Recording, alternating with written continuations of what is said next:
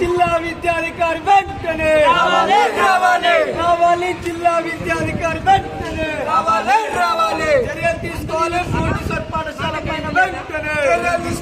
చర్యలు తీసుకోవాలి మోంటిసోరి పాఠశాల పైన వెంటనే మాట్లాడితే అందుకే పేరెంట్స్